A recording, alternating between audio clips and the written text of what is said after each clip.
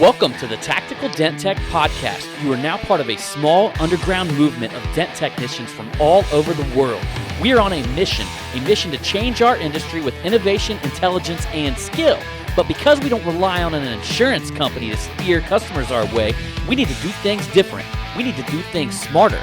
We do that through a network of technicians that we call the Tactical Tech Movement. Now let's get this revolution started. Hey, what's up, everybody? John Hiley here with Angela Hiley and the Tactical Dent Tech Podcast. Oh, shit. Hope you guys are having an amazing day today. So what's going on, Miss Angela Hiley? Nothing. Huh? I'm good. I'm good. I'm good. Well, come on. I want you to elaborate some stuff for us. No, you can't be She actually just informed me of a very important announcement. Apparently, Lil Wayne just endorsed Donald Trump. Yep. Yay! And, I was walking around the house, and I was basically going from the window to the walls till Joe Biden sniffs my balls. Skeet, skeet, skeet, Carmella. Skeet, skeet, skeet. Oh, bam. Ooh-ha. So as I'm doing this, really good. I'm thinking about the Facebook post that I'm getting ready to write, the lyrics and all this stuff. Yeah. And how I'm getting ready to do a picture of Lil Wayne. And then I was informed that was actually very, very similar. Little John sung that song, okay? Yeah. Mm-hmm. So he was part of the Yin Yang Twins. No. Was that it? No. He's Shit. his own rapper, and then the Ying Yang Twins are their own. But I think they did it together. Man, this shit's a little past my time. Even Lil Wayne is a little past my time. I mean, I grew up with 2 Live Crew, Slick Rick, Dr. Dre, Snoop Dogg. I grew up with the original OG shit. I mean, Eazy-E. Tupac came along, Eazy-E, of course, NWA, Ice Cube. I mean, so that's the generation that I grew up in. By the time Lil Wayne came around, I was in my 20s or something like that. No, Yeah, we would have been in our 20s. No, 20. 20. So at that time, I mean, 20. Yeah, at that time we were listening to other shit. Because he did some stuff with first it was Big Timers that came out. They were under, I think it was Master P. Remember how he had a whole big group of Yeah. You guys know what artists? Master P means, don't you? You know what Master P means? Yeah. Yes, I do. The master of profits. The master of making money, man. Money, money, money. Well, he did have that song how he had to check his crack house. Oh. That's where the whole philosophy making $1 out of 15 cents came from. Because apparently for cocaine, it only costs 15 cents, and then you cook it and you get $1 worth of crack. Oh, okay. That's a big profit, big turnaround. Yeah. It seems like with the way all the dent guys talk about people undercutting each other and shit like that, why the fuck aren't crack dealers undercutting each other, getting the price down on that shit? What, do they got some, union or something like that? I don't know. You think there's a crack union where they all get together and shit and be like, man, we can't be letting these prices go down. These crackheads need to be paying, y'all. We need to be making $1 out of 15 cents. Probably voting on it and shit. Probably. Protesting. We ain't gonna sell crack anymore. That's a dirty word in the dent removal industry. Shit. There was a couple people that tried to bring up the old union word in the dent removal industry back in the day. Oh, really? Yeah, they got the old, I still say it, man. Maybe you are. I doubt if you're a Democrat and you're listening to me. Maybe you are, because I got some Democrat friends that don't, I got just a very few that don't get super offended by me. But that being said, I still say that most dent technicians that I know are just, there's a lot of good old boys. And there's a lot of dent guys from Texas. There's a lot of dent guys from, down south. Of course, north, east, west, whatever. But most of the dent guys I personally know lean towards the Republican, conservative, or if anything, they don't give a fuck, but they want to keep their money. Yeah. So they lean towards whoever's going to save them more money. Oh, dear Lord, dear Lord. So I forget where I was going with that. I don't know. I forget where I was going with that. That's kind of a little I think I was Land. just giving you guys a speech of how proud I am of you motherfuckers. There you go. I'm proud as hell. Mm-hmm. But yeah, that's even my handyman defriended me on Facebook.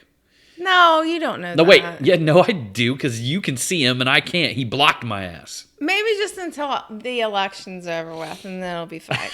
Yeah, he couldn't That's take probably he what couldn't it take it is. anymore, man. And you know what it is? It's my mental game. It wasn't even that, like, you know, he was always trying to get me to argue with him and shit, you know. So I would always be, if you guys haven't checked out my my personal Facebook wall. But our handyman Ed is a very nice guy. Yeah, but he's still crazy. He's still crazy liberal, dude. At the end of the day, like, he was one of them guys where, okay, so occasionally I would see, like, because I follow Donald Trump's Facebook page, and occasionally, you know, I would get on there back in the day, and I mean, this is before the election or anything like that, but occasionally something would catch my eye, and I would get on his Facebook page and, you know, maybe read a couple things, and for some reason, like, Facebook will always take your friends and put them up at the very top in their comments. And guess what? It wasn't none of my Republican friends, any of that was up there commenting. Every single fucking post had Ed on there telling Donald Trump how much of a shitbag he was. And I mean, this was back when, you know, right after he got elected, and then, like, there was honestly no stopping. You could go through every single one of Donald Trump's posts, and it's like Ed went there religiously at the end of every day, found every one of Donald Trump's posts, and told him how much of a shitbag he was in each and every one of them. He's still a nice guy. Yeah, he's a nice guy. I'm guy. just hoping he'll still work on our stuff for us. He defriended me on Facebook, I don't man. think he defriended you. No, he defriended me and blocked me, actually. Yeah, There's a reason why I can't see him. And it's not because I blocked him. you can't be friends, but like... Oh, yeah, I know where I was going with all that, about the Republican, dent guy Republican thing. Is that my mental game is strong, man. You know what I mean? Like, somebody gets on there and argues with me or calls me names and stuff like that. There was a little while I would, like, outburst on people, but that was usually just so I could get the Facebook algorithm pumping juice in my direction. Mm-hmm. You know, because here's the way Facebook works, guys. When somebody, like, when an argument breaks out on one of your posts, like, Facebook continues to serve the algorithm. So each and every time somebody comments, like, every minute, Facebook will serve it to more people, which give more people a chance to see it and comment it. That's how the algorithm works. And they actually have, like, a hierarchy of the way that they rate the algorithm.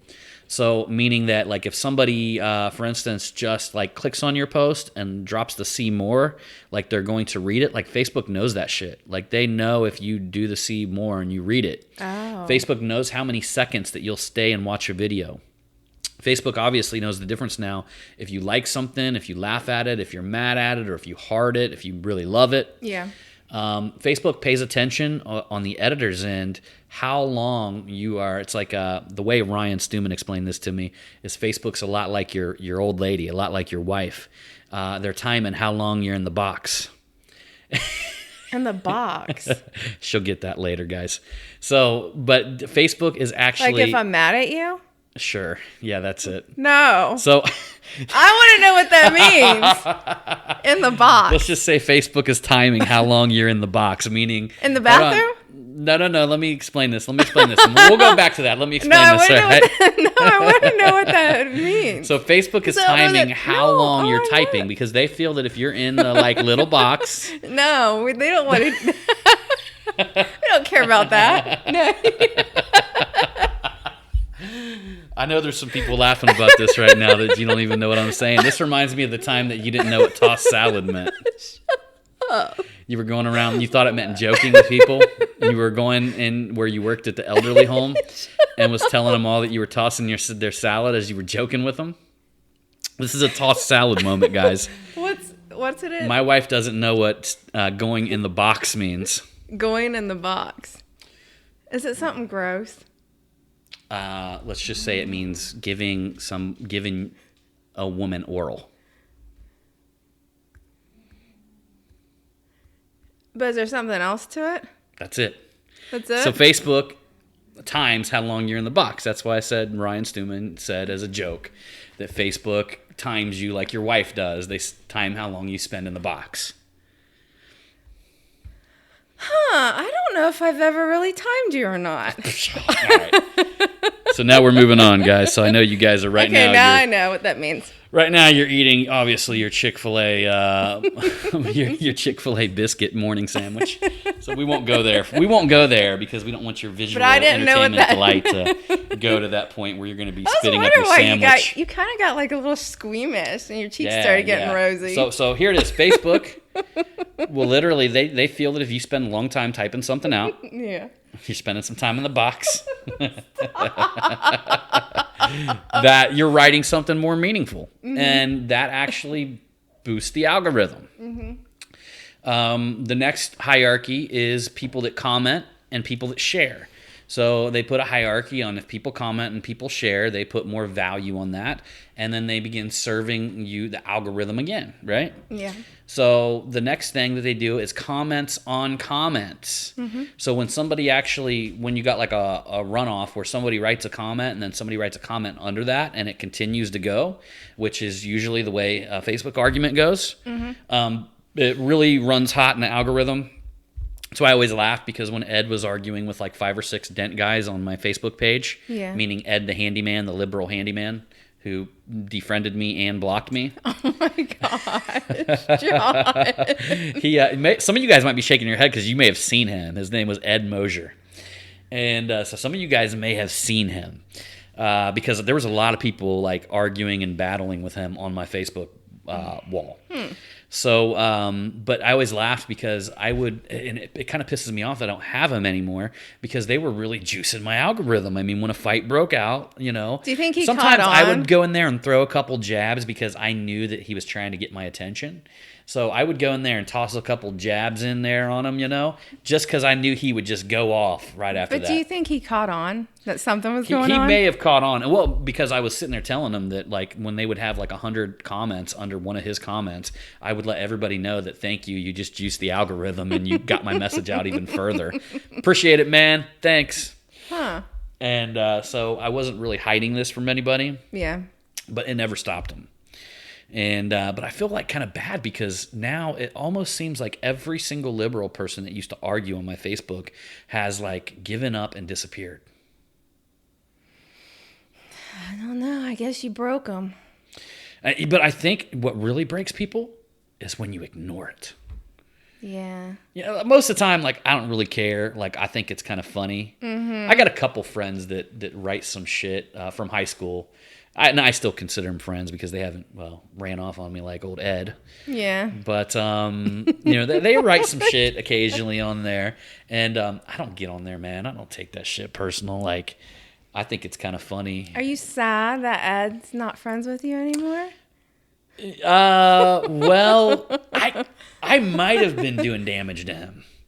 Like, he might have been having like little mini heart attacks and shit like that because of me. Because every time I post, it seemed like his I mean, if you could imagine just somebody going from like just probably calm and collective, he was enjoying his day, right? Yeah. And then he just pops out his phone. He goes, wonder what's going on Facebook. Yeah. First scroll, he sees one of my fucked up memes. And literally just goes from like 0 to 90 miles an hour, man. And like I could see like the pulse on the side of his neck just start bumping. His heart just starts. I wonder if that's what happened. Wonder why it bothered him so bad. There's some people that can't control their emotions when it comes to politics. Oh, okay. But no, I see what you're saying. There's probably a deeper seated issue. Yeah. The interesting thing is I've never really got down to the root of this because you see, Ed was in one of my business groups, and I still know a lot of the people that are in that group. And one of them is my chiropractor, and obviously I go see him quite often. But we'll talk about Ed because he's on our side of the fence, right? Mm-hmm. So he's a Trumpster. He wants to save his money. He wants, a businessman running the country, all this stuff. And but he says that something happened to Ed. He doesn't know what it is, but Ed actually used to be a Republican. Yeah. And something happened to him at some point. He thinks maybe a business partner screwed him over, or something at some point happened that made him completely flip a switch. Huh. So I would imagine there's some sort of like, it's always been said that like most liberals have like it's like a mental illness. John. No. I mean, there's a little bit off there. It's a little bit off. Okay. Let's just say it's a little bit off. Okay. So So if we did have any liberals listening to my show, they just Oh, all goodness left right gracious. now. Right now, I guess so. we sealed the deal. They're out of here. Oh man, yeah, damn. Well, come on over to my Facebook page. I could use a few new liberals to argue with to help juice my algorithm. Huh. Yo, that being said, guys, I just want to let y'all know that, man, we're getting pumped and getting stoked right now for the Dent Trainer Black Friday Cyber Motherfucking Monday sale. Yeah. I feel like that's like the Catalina wine spritzer of the PDR industry. Probably is. I would say so. That's like boats and hoes all weekend. Boats and hoes. Or wait, no, that would be more like, what did I dress up? Santa Claus, ho-ho-hos. Yeah. And reindeers and Santa Claus all weekend. I need some new outfits this year, though. I know. That's what I was just thinking. We need to like. Yeah, we're already getting some tools, guys. We're already getting tools in. Probably already got about $15,000 worth of tools sitting there. We haven't even approached anybody yet. So this is just stuff people have stepped up and offered. You know, they want to be a part of it. Yeah. You know, everybody, all the tool companies. I mean, here's the thing. I mean, they all really benefit off of what we do as well. It's kind of like a mutual benefit thing. Mm-hmm. And if you think about it, to have me out there shouting your name all weekend long, and most of them, shit, I mean, they give me $1,000, $1,500 worth of tools, sometimes $2,000 worth of tools. Mm-hmm. I mean, what does that really cost them at the end of the day? So all of a sudden, I mean, who could throw $1,000 down and have me fucking saying their name, emailing people for them, shouting out their Cyber Monday, Black Friday sales all weekend long? Yeah. I mean, honestly, like I kind of look at a tool company, if I approach them and they're like, they don't want to be involved in it, I just kind of look at them like, man, you must be pretty stupid. Because, you know, the truth of the matter is, I mean, it's cheap. I mean, especially, I mean, you guys know. I mean, if somebody makes a tool and it costs them $100, they're going to sell it for $200. Yeah. Right? I mean, that's just the bottom line when it comes to retail. The crazy shit about that is that you do got to buy a lot of shit, though, to do that. So, yeah, I'll just give you guys an example. So whenever I bought the very first tactical that I ever had built was a one-off, and the thing cost me like $1,000 to have one of them built. Really? Yeah. And that's because they couldn't run production on them. So for the tool companies, like, look, tool companies out there that are manufacturing shit, they don't want to build one thing. I mean, they know that they kind of have to, because, you know, people got to get prototypes and stuff like that, but they're not going to fucking do that shit for free. And if they got to set up a machine, set up a time, like all of that stuff, like cost money. So the whole thing with manufacturing, like it takes so much time to set up a machine. It takes so much time to get it in their schedule. And there's just so much to it that you're paying like, you're going to pay a lot of that cost if you try to go do a one-off. Unless you're like a really tiny, lower grade machine shop, you know, that's not going to be able to make a bunch of them for you eventually, then you might have a different scenario. That I haven't found yet. But for one tool, you're going to pay like $1,000. But then the trick of it is, man, is you got to ask them what maximum run, like meaning like whatever the amount of tools they can run to get the price the cheapest. You got to ask them that. You got to say, okay, so what is like your maximum run for like the lowest cost? And they'll give you a number. Sometimes that number actually equates to you having to write a check for $50,000 or $60,000 or even more, depending on the price of the product. I mean, there's been plenty of times where, here's a shitty thing. You do this deal with a tool manufacturer. Normally you get like a net 30 or something like that. For the longest time, I was just paying up front. And then we started working with people and they would do net 30s. And I'm like, okay, cool, whatever. But like literally some of these deals were, you know, $60,000, $70,000. And then by the time you get them, you got to go get the people to etch the logos on them and all this other shit that has to be done. But by the time you're actually ready to sell them, you're already out that money. You got to pay that money. Yeah. You know, so that's there right there is the downside, and that's why if a guy gets a tool for $100, he's gonna want $200 for it, right? Yeah. A lot of these a lot of tool companies end up with inventory too. It's sometimes it can be a tough gig, but if you got a good tool, it'll sell itself. That's what I know. Like all of my tools that I brought out, I always sold out on them. But what I found was you were investing almost all that money back into the second run, because if you sold out, you know, a couple hundred tools in the second run, you'd want to buy 200 or 300. Yeah. So you'd end up reinvesting that money over and over again. But Anyhow, going back to the original premise of this, Black Friday, Cyber Monday is going to be off the hook this year. That's as long as our country is not in civil war. I think we'll be okay. I'm still doing it if we're in civil war. Man, fuck that. Well, we'll be okay. Yeah, we'll be all right. My goodness. Why don't you talk about your book? You're editing your book. That is true. That is true, guys. I don't know if any of you guys have got the invitation yet, but if you have not, then I'm going to give you the invitation now. Head on over to the Marketing Savage Facebook group. If you're missing out on this one, y'all, it's not like any other marketing group out there. In fact, there's a lot of different, man, and I'm trying to expose the paintless dent removal industry to this. There is a lot of different industries inside of my Marketing Savage group. The book that I'm writing is called Marketing Savage. So this group is kind of like a preamp to a book release that I'm going to have at the end of the year. I'm so excited. Possibly end of the year, beginning of January. We're trying to do it, but we're trying to do it soon. But we're going to do it right. So that being said, head on over to the Marketing Savage Facebook group. You're going to want to be a member of it. But like I said, there's a lot of different industries in there. I mean, there's people that I've featured here locally that own multi-million-dollar HVAC companies. There's people in there that own multi-million-dollar coaching companies. I got a guy in there who is probably holds nearly $1 billion in real estate. Just massive amounts. There's a guy named Dante Smiley who just became a member, and he's a friend of mine. He was met him out at the Apex Executive Mastermind in Dallas, Texas.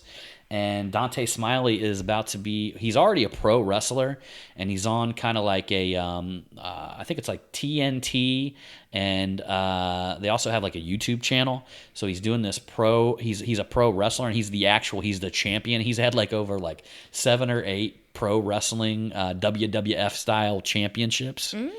And he just got the invite for like WCW. And he went out there, did some work with them, was already on one of the wrestling. I mean, he's got like all of this amazing shit that's happening right now. And I mean, everybody from like different walks of life, like him. I've got fitness people. And I'm sitting here thinking, I mean, we've got Kale and Trevor who have the really good podcast out there. It's called Real Business Owners Podcast. In fact, I'm going to have them on here because the dudes are like around 30 years old, and they own a company out in St. George, Utah, that's called Easier Accounting, I think. It's called Easier Accounting or Easier Taxes. I think it's called it's Easier Accounting. And these two dudes are like 30 years old, and they built this company. It's like a $10 million plus company. Wow. And it's, man, their facility is insane, guys. I mean, it's like 4 stories and in a beautiful like office building. These dudes are killing it. In fact, we're going to be going out there because I'm going to be on their podcast. They actually, their business podcast is probably one of the top business podcasts in the country. Phenomenal dudes. We're thinking probably the beginning of next year, we're going to head out and I'm going to be on their podcast, and we're going to do some stuff with them. I'm actually going to spend the entire day with their staff and them, and I'm going to work on helping them in their marketing area, on how to monetize their podcast, and how to monetize some of the other. They own like a credit repair company, all kinds of shit. So. But they're inside of the group. I actually just gave them the Marketing Savage Award last week. And there's a bunch of dent guys, dent technicians inside of the group. I really rule it with an iron fist, and I haven't had to do that yet. But unlike the Tactical Dent Tech group, where I let people I don't even let them do anything. I just gave the whole group over to the community and said, "Hey, do with it with what you want." Yeah.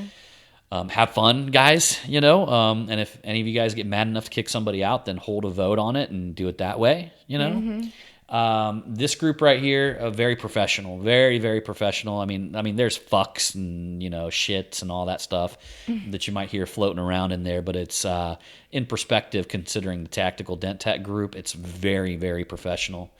And, we want people to hold themselves at a higher regard than what we do over there when we're having some fun. Yeah. Because I say the Tactical Dent Tech group, man, this whole podcast is about having fun. Yes. Right? Mm-hmm. But then there's also times when you got to like separate it and you got to get a little bit more, you got to get a little bit more involved in some of the important shit as well, you know? Mm-hmm. And, I agree. Yep. So, but yeah, just all kinds of phenomenal people inside of the Marketing Savage group. You guys should go over there and check it out. I'm telling you right now, if you you're going to be handicapping yourself if you don't, because there's going to be so much good marketing information that comes through that group. I do the Marketing Revolution podcast. I actually do one every day. So if you guys haven't listened to that podcast yet, it's the Marketing Revolution podcast. And I've actually made a commitment probably about a month and a half ago to do 365 videos in a row, meaning I'm doing one every day. I don't give a fuck if it's Thanksgiving, Christmas, whatever. You know, every single day I'm doing a podcast because I really want this year is going to be very interesting for us. Mm-hmm. And it has been. You know, we've been traveling everywhere, and I've been doing a podcast, I mean, every single day. I mean, even we were in Zion National Park. I did a podcast every day, and they're all recorded, but it's like a documentary of what this year is going to look like. So if you follow along in Marketing Revolution, you're going to be able to see the documentary of how we're going to be going through our book launch. I'm going to be launching a marketing course. Mm-hmm. Hopefully I'm going to have it done by Cyber Monday, Black Friday.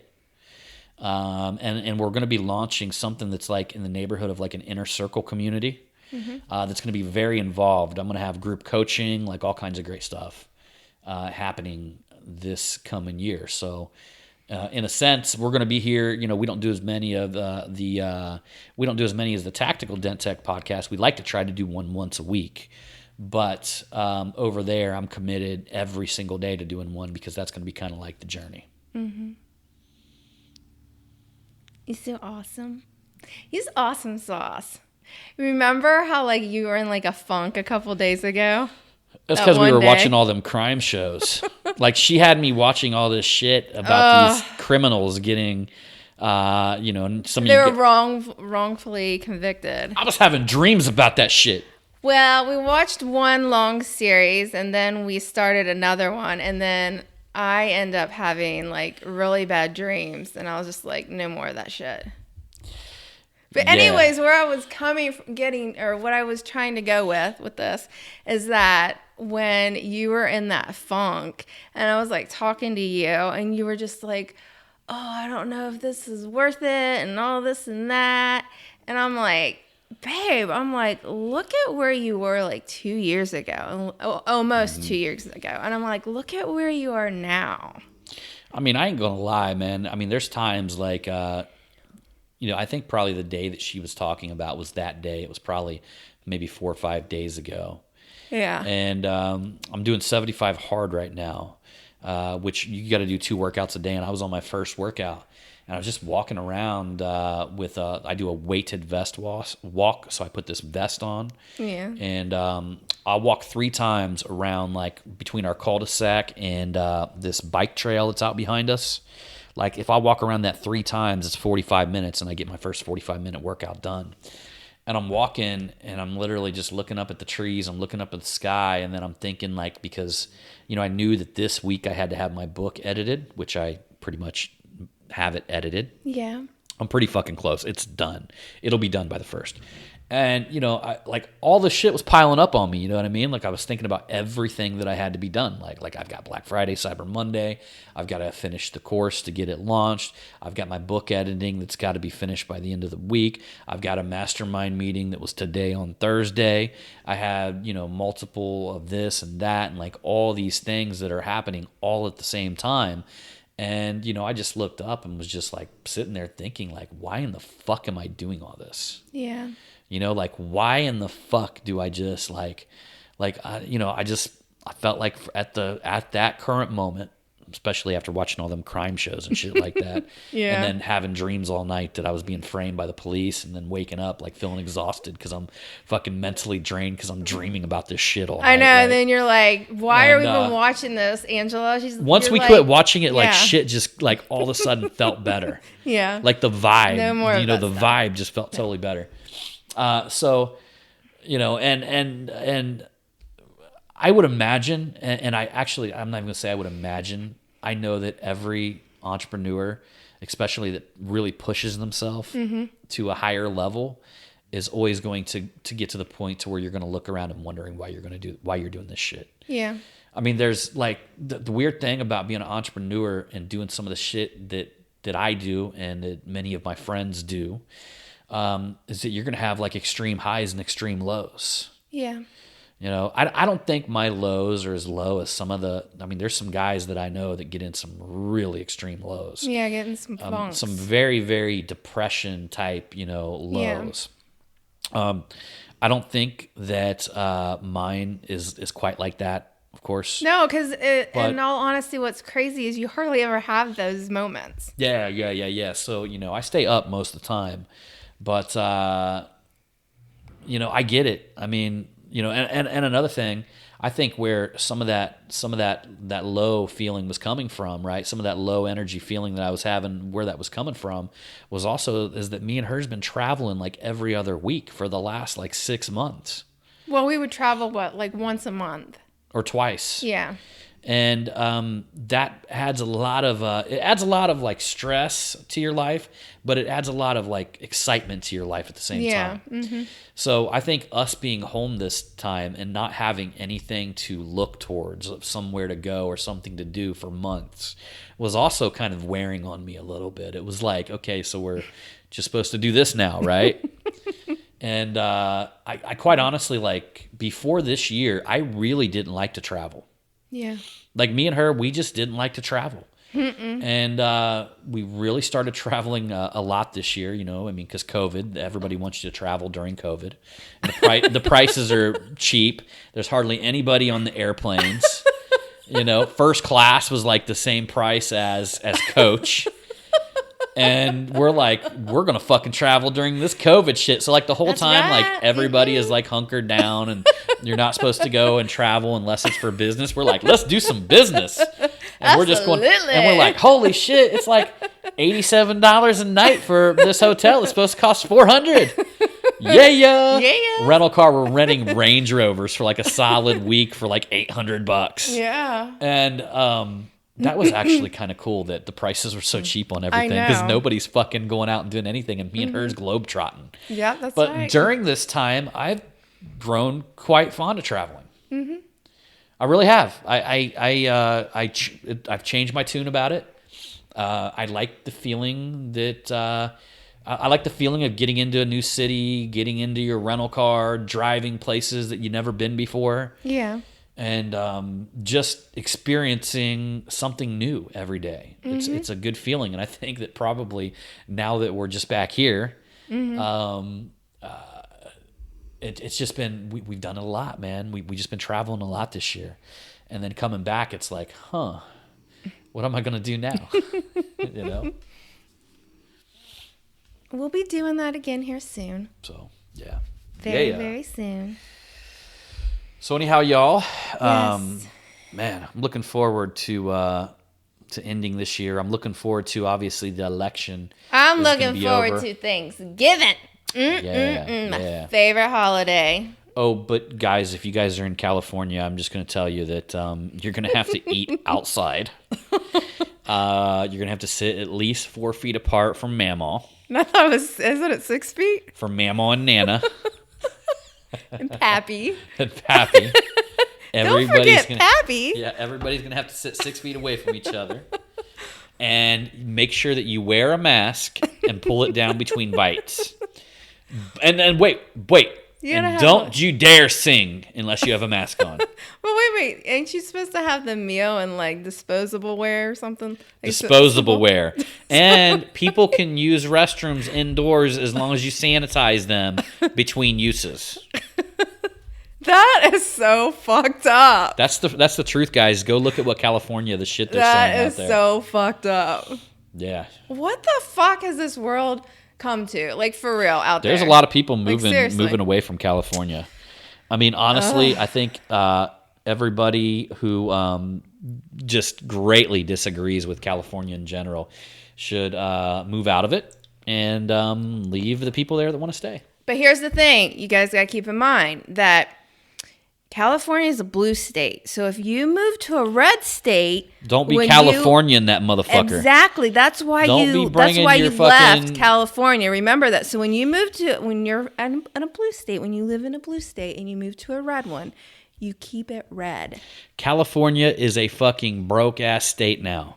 And it's broken in many ways. Mm-hmm. And don't be fucking up other states like you fucked up California. Exactly. Like, look, man, that's why I do not believe that other states should have to bail out other states, period. I don't believe Indiana should have to bail out Ohio. I don't think Ohio should have to bail out Kentucky. Yeah. I believe that should be the state's physical responsibility to live with its policies. And if California is fucking bankrupt, then let them fucking deal with it. Yeah. Let them deal with it. Let them fix their own shit. There's no reason they should be taking any state that's operating with a different set of ideas. And that is exactly the way that our country should be ran. Okay? And then don't be, just because California's broke, understand why they're broke. It's because of the liberal mindset out there. Yep. That's why California's broke. That's why it's broken.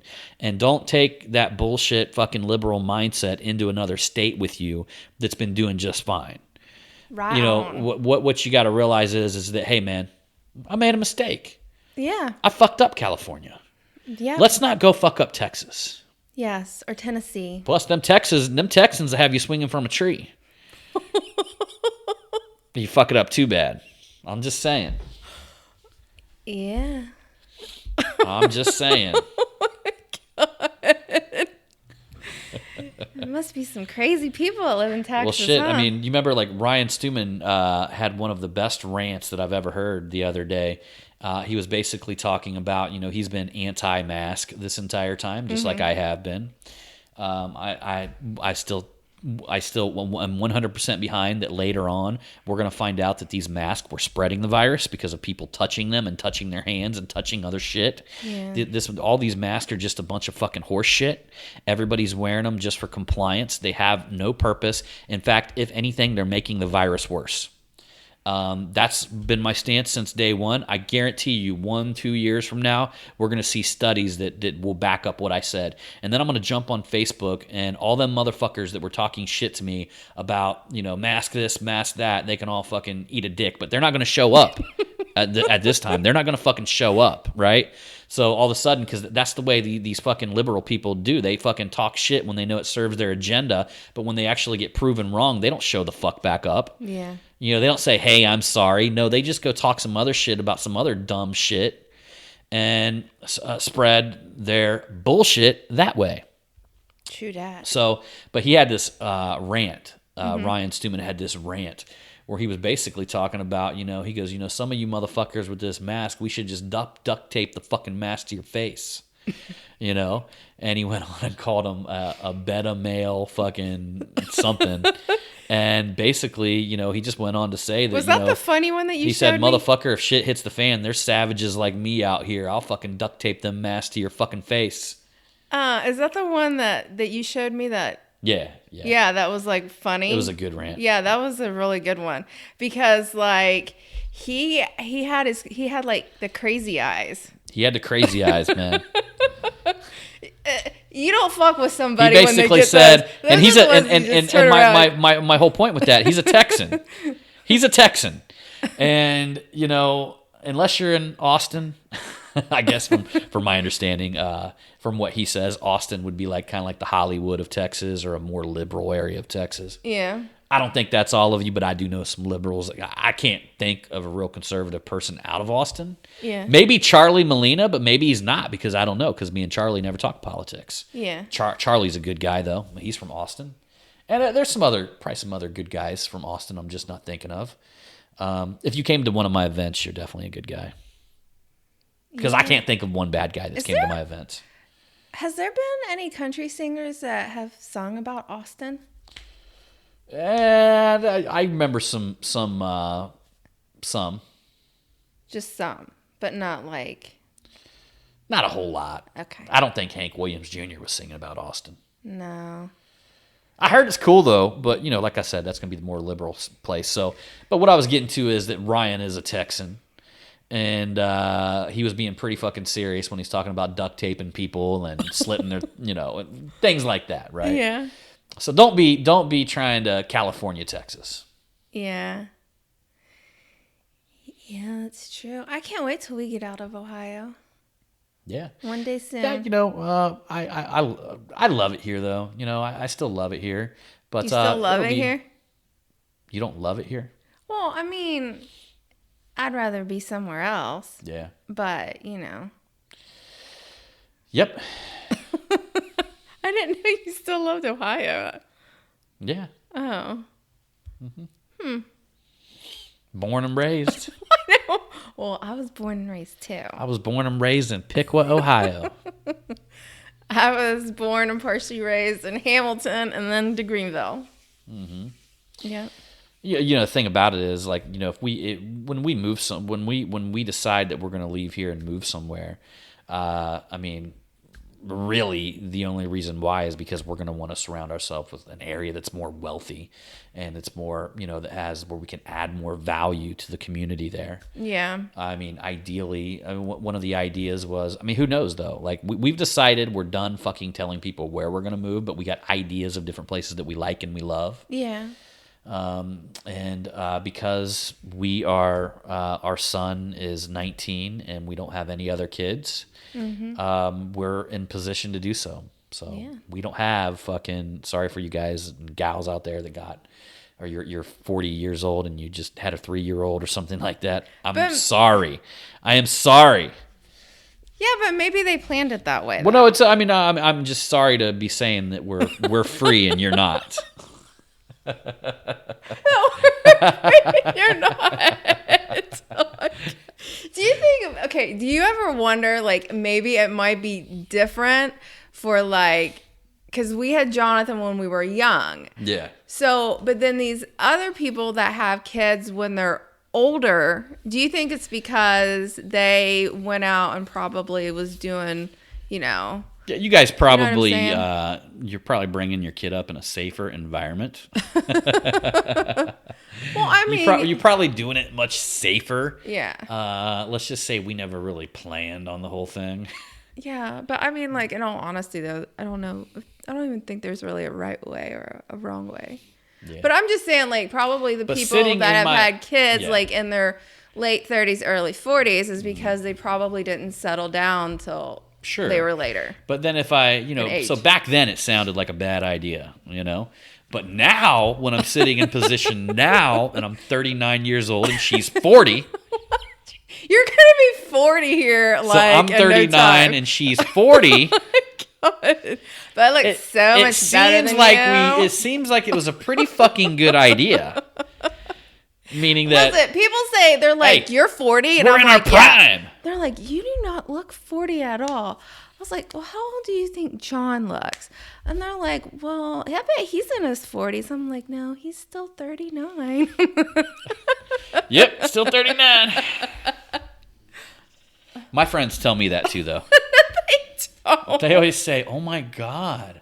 They said, I would have thought you were like 32 and your wife would have been like 42. My friends say that to me all the time. You're being such a fucker. I always show them pictures of me and you, and I go, can you guess how old we are? And they're like, you're the young one. You'd be so glad that I can laugh at this.